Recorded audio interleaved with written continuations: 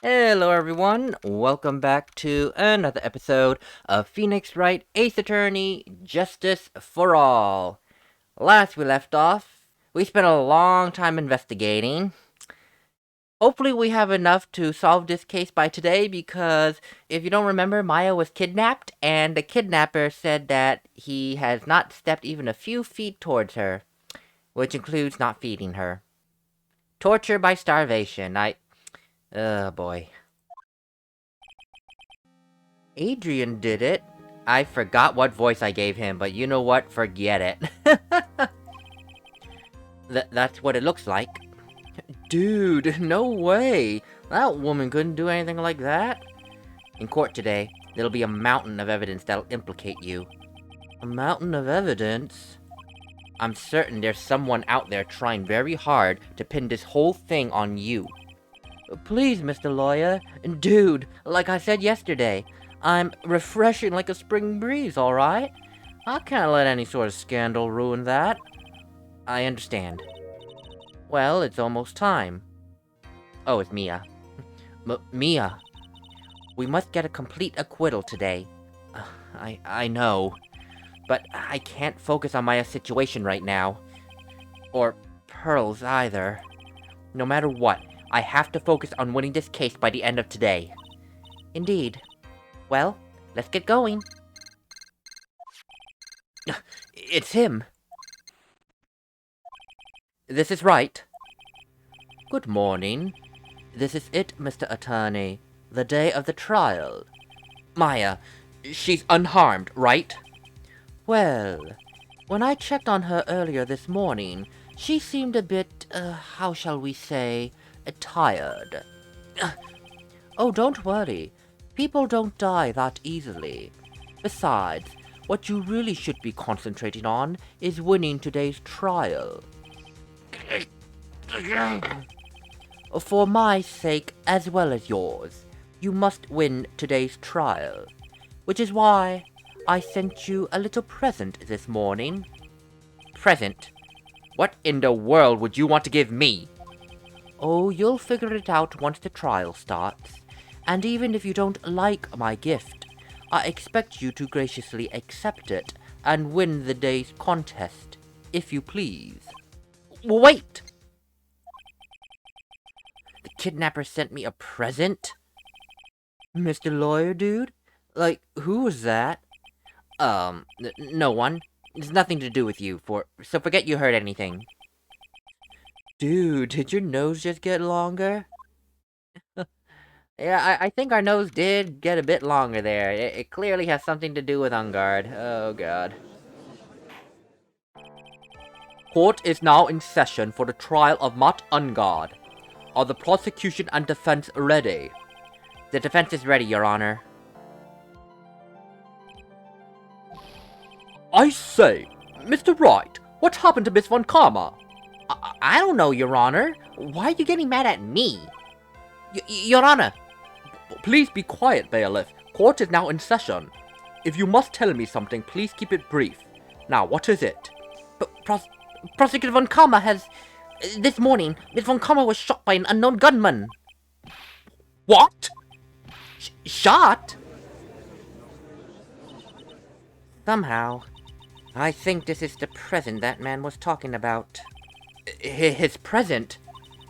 Miss Von Karma is one of the top prosecutors in the country at the moment.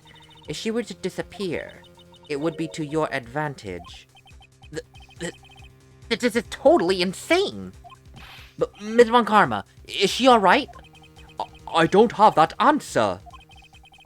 She's alive and in stable condition. Well, that's good. Whew. You're... I thought he'd show up. Edgeworth. Your Honor, due to the circumstances, Miss Francisca Von Karma cannot appear in court today. I, Miles Edgeworth, will be taking her place. The prosecution is ready. Naturally. So now we're going up against Edgeworth. Miss Von Karma was shot in her right shoulder and is currently undergoing surgery. Luckily, I have looked this case over and am familiar with the details. prosecution seeks to prove the guilt of Mr. Matt Ungard. The court acknowledges the prosecution. Right. I finally found the answer I was struggling for on my long journey this past year. By the time this case comes to an end, you too will know the answer. Now then, the prosecution would like to call its first witness. Please bring Detective Gumshoe to the witness stand. You know, this actually might be a blessing in disguise. We all know Von Karma will stop at nothing to get a victory. Nothing. Even if Maya is kidnapped and we somehow manage to tell her that. Edgeworth. He might be willing to work with us. Maybe. Witness, your name and occupation. My name's Dick Gumshoe, sir. I'm a detective down at the precinct. For now. For now? After this trial's over, I'm supposed to turn in my badge, sir. Detective Gumshoe. The prosecution has no need for a depressed witness. Lift your head up and face forward like a proud officer, Detective Dick Gumshoe. Yes, sir. Now, let's have your testimony. If we want to explore the various facets of this case, we must start with that. Get ready, Phoenix. This is going to be one very rough fight. Yeah. It'll have to be with Edgeworth as my opponent. The answer he was struggling for. Huh. Show me this answer you finally found, Edgeworth. You know, I have not done Edgeworth's voice in so long, I forgot how similar it is to the judge. So, when I'm doing the judge and Edgeworth's voice, it's gonna sound stupid similar. Well, this murder happened after the Hero of Heroes award ceremony, sir. The victim, Juan Corrida, was found dead in his hotel room. After looking into the cause of death, we believe he was definitely murdered, sir. At first, we thought there was something suspicious about the empty guitar case. However, we later found out that the guitar case had nothing to do with the murder. After the award ceremony ended, the victim was alone in his room. Yes, sir. Both the victim and the defendant went alone to their room, sir. I see. Mr. Wright, you may begin your cross-examination.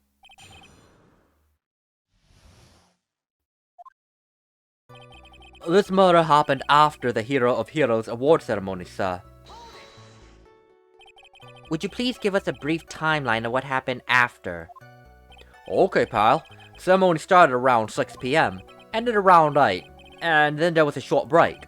A special post-ceremony show was supposed to start in the lobby 30 minutes later.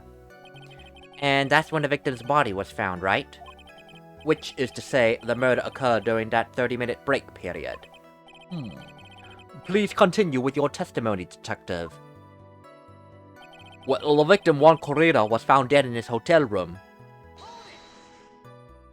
The person who discovered the victim's body was Adrian Andrews, correct? Yeah. Who is this Adrian Andrews you're talking about? She's the defendant, Matt Ungard's manager, sir. She's a real pretty lady. Oh, so she's a pretty lady. I wonder if she will grace us with her presence. When the post-ceremony show was about to start, she went to get Mr. Ungard. After visiting his room, she next went to the victim's room to get him for the show, sir. I see. And that's when she found the victim's body. After looking into the cause of death, we believe he was definitely murdered, sir. The cause of death? Wasn't that because Mr. Corrida was stabbed in the chest? Oh my god. Only a careless amateur would believe something so brainless as that, pal. Take a good hard look at the crime photo. Now, a real pro's attention will be drawn here to this bandana. Banana. His bandana, sir. That's the thing wrapped tightly around his neck, sir. Yes. I see. His banana-scented oh my god. His mind is stuck in bananas. Clearly, he must have not had breakfast. Then, what about the knife? It seems to have been stuck in the victim's chest on purpose after his death. So we have a crafty murderer on our hands here. The autopsy report. He was strangled with a scarf, and the stab wound was post-mortem, aka after death.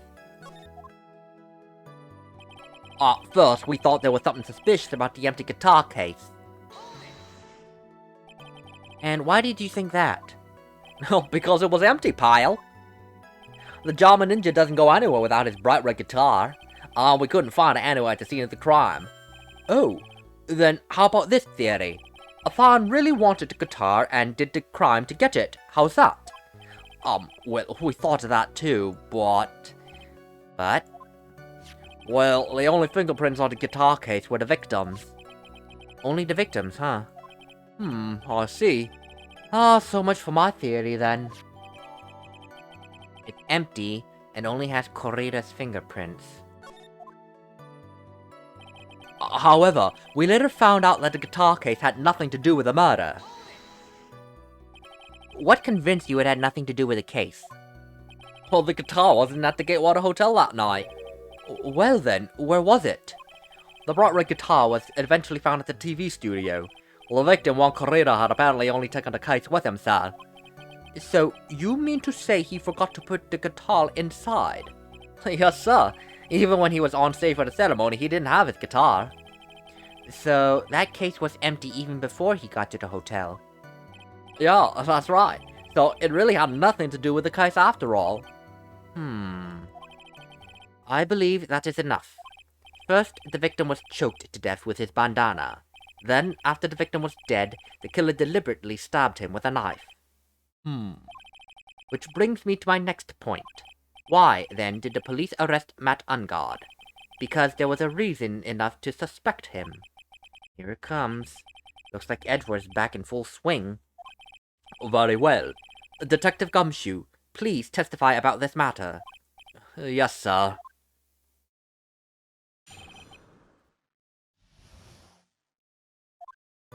Matt Ungard and Juan Corrida were huge rivals with each other.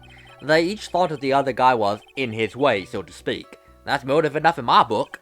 As for evidence, well, there's the Jama Ninja's button. It was ripped off the ninja costume and found in Mr. Ungard's hakama. The defendant's fingerprints were also all over the knife. The defendant bought the knife for the crime, which makes this a premeditated murder. So the defendant's fingerprints were found on the knife used in the stabbing. It was sort of sticky on the handle, so the fingerprints came out pretty clearly, sir. There's the victim's blood and Ungard's fingerprints. In the grip, Gatewater is engraved. And there's this button. This was found in the defendant's clothes, was it? And is this button also covered in blood? Yes, sir. And we know that is the victim's blood. What? Jamin Ninja's button. Ripped from his costume, covered in Corrida's blood, found in Ungard's hakama. Yeah, they weren't kidding when they said that. There's so much evidence going against Matt Ungard. Oh my god. Ooh. This is gonna be interesting. All of this points very clearly to the defendant, doesn't it? Yes, it most certainly does, Your Honor. Are you ready to give in yet, Wright? I'll find the hole in your argument somehow. You can press as hard as you'd like. Just hurry up with your usual pointless questions. Boy, gone for a year, but it's like they never disappeared when back in the courtroom. Oh boy. Well, Matt Ungard and Juan Corrida were huge rivals with each other. But in terms of popularity, Mr. Ungard won, did he not? Yeah, but you know what's ironic, pal? Juan Corrida was always one step behind Mr. Ungard in everything. This year it seemed like he'd finally caught up, ready for the big final showdown. But Mr. Corrida lost the Grand Prix at the end. Well, that's too bad. He must have been pretty downhearted after losing. They each thought the other guy was in his way, so to speak. That's motive enough in my book. Wait just a second there. Oh my god. Mr. Ungard was beating Mr. Corrida in the popularity polls. Well, yeah, I guess, but... Which means that in the defendant's eyes, the victim was not a rival at all. Which means he had no motive to kill at all. Well, yes, I do agree with that. Well, detective? It's not... well... I guess if you put it that way, then, yeah, the defendant would have had no motive. Detective, I'm beginning to see why you were fired. No, not you too, Mr. Edgeworth, sir. That... I look forward to your pension negotiations. No! Now, detective, let's continue with the testimony. No, not my poor pension, too. Detective, if you value your money, I suggest you proceed. Yes, sir. We can talk about my pension later, sir. What about what I was saying? Hello? Anyone? Oh my goodness, poor Gumshoe. It's always a running gag that Gumshoe is getting his pay cut. It is I'm amazed how he is surviving with so many pay cuts. Oh god. Well, as for evidence, there was the Jama Ninja's button. Do you have any proof the button belonged to the victim? Oh? What do you mean, pile? Oh, alright, let me put it this way. I'm asking you if you have any evidence to back up your claim that this button was ripped off the Jammin' Ninja's costume, as you so put it. Oh? But can't you tell just by looking at it? And the victim's blood's on it. Anyone could have smeared that blood on there afterward. Well, Mr. Edgeworth, help me, sir. Alright, I knew it had to be this piece of evidence. Now to reel this one in. Thread. Huh? The button was attached to the costume by thread, obviously. And that thread snapped when the button was torn off. If you match up the ends of the thread on the costume with the thread on the button, it's a perfect match. Yeah, that's it! They're a perfect match, pile! Ugh. That's Edgeworth for you. Never misses a beat. It was ripped off of the ninja costume and was found in Mr. Unga's Hakama. When was this button found? Well, pretty soon after the body was found, we rounded up everyone who knew Mr. Corrida. Then we did a search on them all. That's when we found the button. So it was almost immediately after the murder. The police didn't have the free time to lollygag and play tricks, unlike some people. Hey, what is he trying to say about me here? Well, the defendant's fingerprints were also all over the knife. How were the fingerprints arranged on the knife? Oh? What do you mean, pile? By examining the fingerprints, you can determine how the defendant held the knife. For example, did he hold it normally or overhand? Oh, is that what you meant? Well, we didn't actually think of that. Oh my god, I can't believe the bumbling of this department. Hopeless. Were you paying attention to the testimony, Wright? The defendant's fingerprints were all over the knife. There is no way to determine how the knife was held at the moment of the murder. So, is the defendant the owner of this knife, then? Well, the defendant brought the knife for the crime, which makes this a premeditated murder. There's no way this was a premeditated murder, even if he bought the knife. Sorry, pile, but this isn't some pocket knife. It doesn't fold, so it's not great for walking around with either. Well, this isn't good. If the prosecution can prove it was a premeditated murder, we're sunk. Phoenix.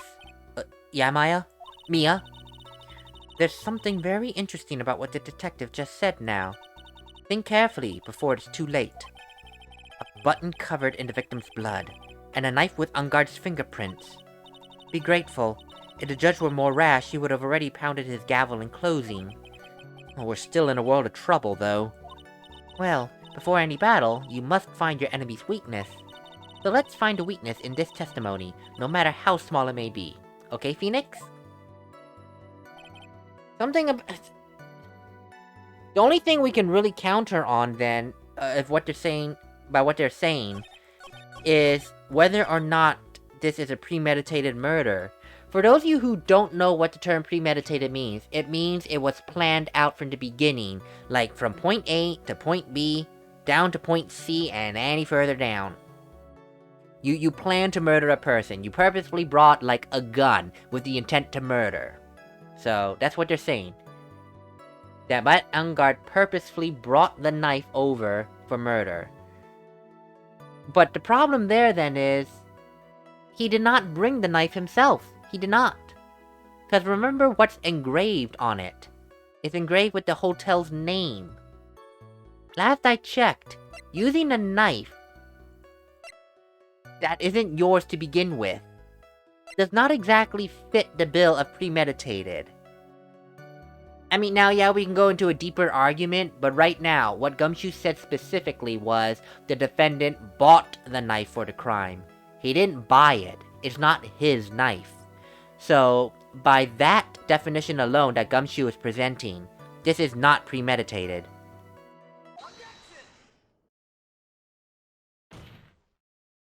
Wait a second.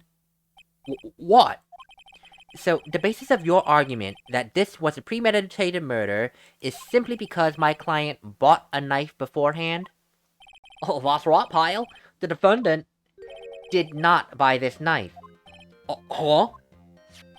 Take a good look at the handle of this knife, and you'll see what I'm talking about. Oh? It has a Gatewater seal set into the handle. Gatewater?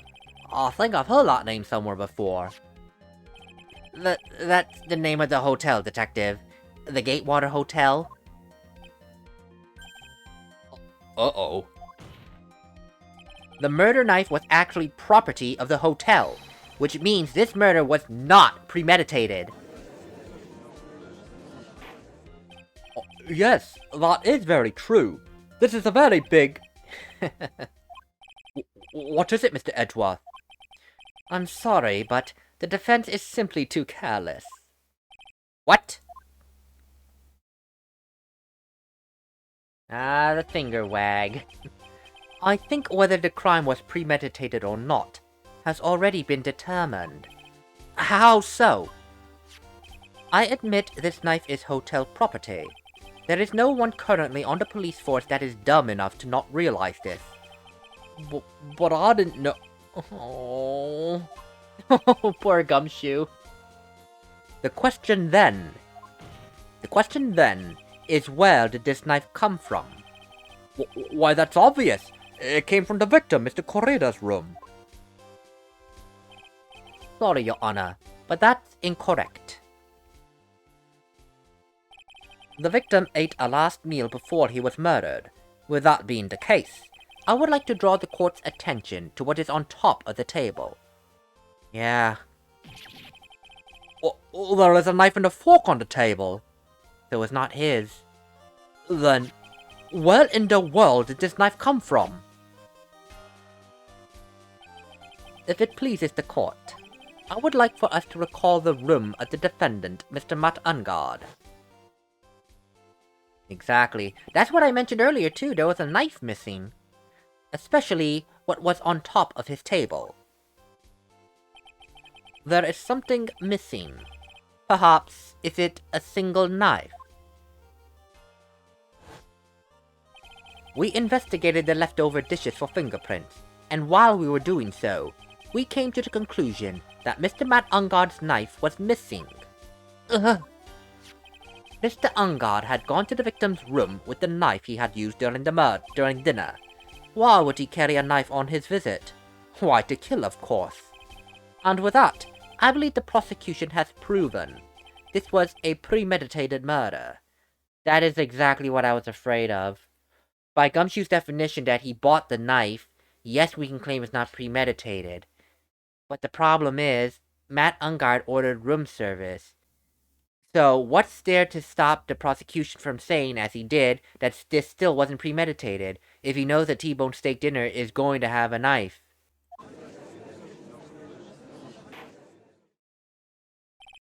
Amazing, Mr. Edgeworth! Absolutely brilliant. A brilliantly clear deduction.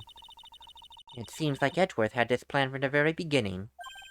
Oh, this must be one of those traps, and I just walked headlong into it. A murder weapon with fingerprints, and a button from the victim's costume. There is quite a sizable amount of evidence here. I can say safely that any further deliberation is a waste of your Honor's time. Although, I wouldn't mind if the defense were to present evidence not yet shown to the court. Evidence not yet shown? He means evidence the court hasn't seen yet. In other words, new evidence. Well, what does the defense have to say about this, Mr. Wright? Well, Phoenix, the judge is favoring the prosecution right now. Heavily. If we answer with something wrong here, that gavel of his will be ringing out the sound of our defeat. Mr. Wright, do you have something important and necessary to present to the court? Well, there are a couple of things that haven't been mentioned yet. I just don't know what correlates to all this. Yes, I do. Because I feel like one of the couple things that I do have might have something to do. There's one. There's one piece of evidence that caught my attention. Something this court has yet to see. Mr. Wright, I will say this one more time. I do not feel this trial needs to be continued at all. However, I am giving you one chance, and only one. What the judge is saying, Wright, is don't try pulling one of your usual bluffs here. If I mess this up, it's curtains for all of us. You may now present one, and only one, piece of evidence. Now then, what is this important evidence you must show to the court? I don't know. It's a toss-up, but I'm debating between the guitar case and the juice. I want to say the guitar case, but at the same time, we don't know the significance of it. It doesn't mean anything. Yet. The tomato juice, on the other hand. Remember, in the room, there were signs of a struggle. The cosmetics was strewn off of the table, and yet this glass was never touched. I'm wondering, because this is a contradiction of what the crime scene says, that there's a struggle. This would have been destroyed, or at least spilled. This is the only thing that I can think of that right now has any bearing on this case that could contradict something. This is a wine glass, is it not? Please, look at the photo of the crime scene one more time. The scene is a mess because of the victim's struggle against his assailant. The vase was broken, his makeup all over the floor. These were all things that were at one point sitting on top of the dresser back there. Well, yes, I do see your point. However, this glass, the one sitting on top of the dresser, is mysteriously untouched. The only thing that had not fallen over along with everything else is this one wine glass. This piece of evidence is more than strange enough to warrant further consideration. Well, what do you all have to say? Well, yes, it is a little peculiar. Yes, isn't it? I thought it was. You can stop looking at me with those puppy dog eyes of yours now. Mr. Edgeworth? What is it, Your Honor? Your opinion. You don't need my opinion, because there is no special meaning to that glass. What? It's safe to say that the glass was set there after the crime took place, by the person who discovered the body, Miss Adrian Andrews, for example. She could have easily been so shocked that she set the glass down without thinking. Oh, god damn it. This is classic Edgeworth. He has all the right answers. Ugh. Well, that does sound very plausible. Mr. Wright, could Miss Andrews really have set that glass down without thinking? I don't know. Considering what we know about Miss Adrian Andrews, she is a calm and collected person. She overthinks things. So it's very possible then to spin this yarn, saying that while it was a premeditated murder, Matt Ungar did not plan it. It's quite possible that Adrian Andrews did. I mean, she would know to use Matt Ungar's knife. Which one would be his knife? She would know to order a T-bone steak to plan on murdering Juan Corrida. But then why would she set the glass down without thinking? That completely undermines her. I don't think there's any way she would have set that down without thinking, considering her personality. If I appear weak here, the trial's over. I can look for my proof later. For now, I should trust my instinct and point with certainty. They just might fall for it, if you're thought-provoking enough. The defense would like to challenge the prosecution's theory. We would like to see something that proves it was Miss Andrews who set the cup on the table. You've turned the situation on its head yet again, as usual. Mr. Edgeworth, do you have any proof to back up your claim? There's no way he has any. He's just bluffing. Unlike Mr. Wright, I never say anything unless I have the evidence to support it.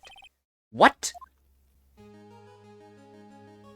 You're not thinking hard enough today, Mr. Wright. Did you think this wine glass escaped my notice? Then... Of course it has been thoroughly inspected. For fingerprints. Fingerprints? There were only one set of fingerprints left on this wine glass. Only one? Well, whose were they? They were not the victims nor the defendants. Rather, they were of one Adrian Andrews. What?! It just gets worse and worse. So she did have the wine glass. That is why I said the person who had discovered the body had left it there. Are we done here now, Mr. Wright? I can't believe I fell into another trap! Miss Andrews was probably holding the glass when she went to see Mr. Corrida. But upon seeing his dead body, she was stunned and set the glass down on the dresser. What you just said does make a lot of sense. Now do you see, Mr. Wright? You can't change any part of my scenario, as it explains everything all too well. I've thought long and hard this past year about what it means to be a prosecutor. And from here on out, I will show you the answer I have come to discover. Wait a second. Mr. Edgeworth, I think the prosecution has provided enough evidence for me to enter my verdict. Unfortunately, I cannot allow you to pass judgment yet. Prosecution has yet another witness we would like the court to hear from. Another witness? Yes. Bailiff, please bring in the next witness. What in the world is Mr. Edgeworth thinking? Well, whatever he's thinking, we're going to save it for the next episode. This episode's gone a little bit long, so I'm just going to cut my exit short and say so long, everyone. See you in the next one.